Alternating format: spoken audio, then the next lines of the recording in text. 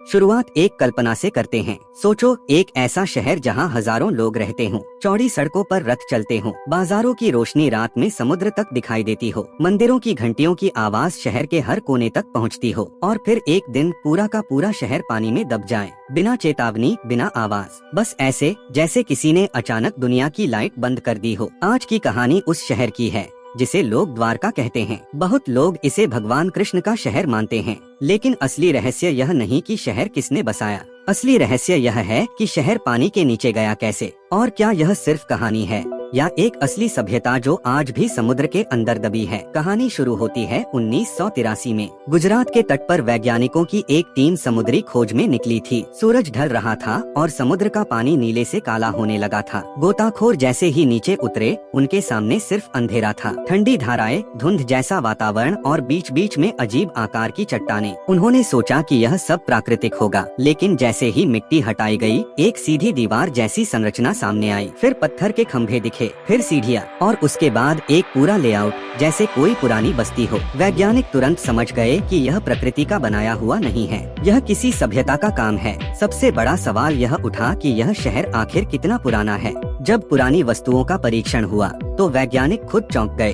परिणामों ने बताया कि यह जगह 9000 साल पुरानी हो सकती है, यानी यह मिस्र के पिरामिडों से भी पुरानी, मेसोपोटामिया से भी पुरानी, दुनिया की सारी पुरानी सभ्यताओं से पहले यहाँ लोग बसते थे। यह सुनकर शोधकर्ता हैरान रह गए कि क्या यह वही द्वारका है जिसका उल्लेख महाभारत में मिलता है। क्या कृष्ण सिर्फ धार्मिक कथा का हिस्सा नहीं, बल्कि सचमुच एक राजा थे। महाभारत में द्वारका एक अद्भुत शहर बताया गया है। समुद्र किनारे बसा हुआ, ऊंची दीवारें, चमकते सफेद पत्थर, 6 बड़े क्षेत्र, 12 विशाल द्वार, बंदरगाह इतना बड़ा कि सैकड़ों जहाज एक साथ उतर सकते थे, और कृष्ण का महल जो समुद्री हवा में जगमगाता था। डाइवर्स ने समुद्र के अंदर जो संरचनाएं देखी, वे इस वर्णन से अजीब तरह से मिलती जुलती थी, जैसे किताब में लिखा शहर सचमुच पानी के नीचे सो रहा हो। लेकिन शहर पानी के नीचे गया कैसे? इसके कई रहस्य हैं।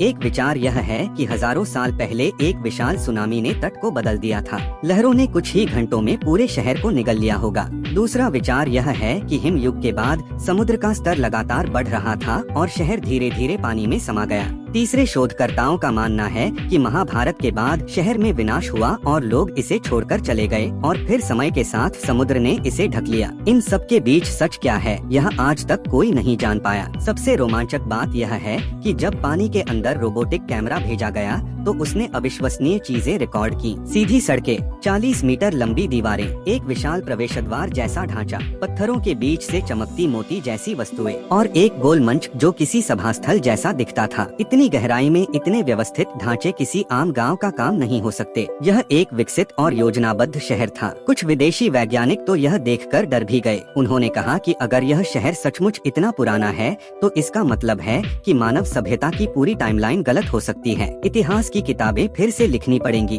लेकिन सबसे बड़ा रहस्य अंत में सामने आया। जब समुद्र के नीचे सोनार स्कैन किया गया तो शहर के आसपास 7 और छोटे छोटे नगरों के निशान मिले। यानी यह सिर्फ एक शहर नहीं था, यह एक पूरा साम्राज्य था जो अब समुद्र की गोद में छुपा हुआ है। और यही सवाल आज तक खड़ा है, लोग कहाँ गए? शहर अचानक खाली क्यों हुआ? और इसकी संरचनाएं इतनी गहराई में इतनी सुरक्षित कैसे बची? कुछ लोग कहते हैं कि जैसे ही कृष्ण ने द्वारका छोड़ी, समुद्र उठ खड़ा हुआ, जैसे उसे पता हो कि अब इस शहर की रक्षा वह करेगा। कहानी हो या सच, इस शहर का रहस्य अभी भी अधूरा है। जो बात पक्की है वह यह कि द्वारका सिर्फ पानी के नीचे दबी एक बस्ती नहीं है, यह भारत के इतिहास की सबसे बड़ी पहेली है। एक ऐसा शहर जो हजारों साल बाद भी अपनी सांसें समुद्र के नीचे छुपा कर रखे बैठा है।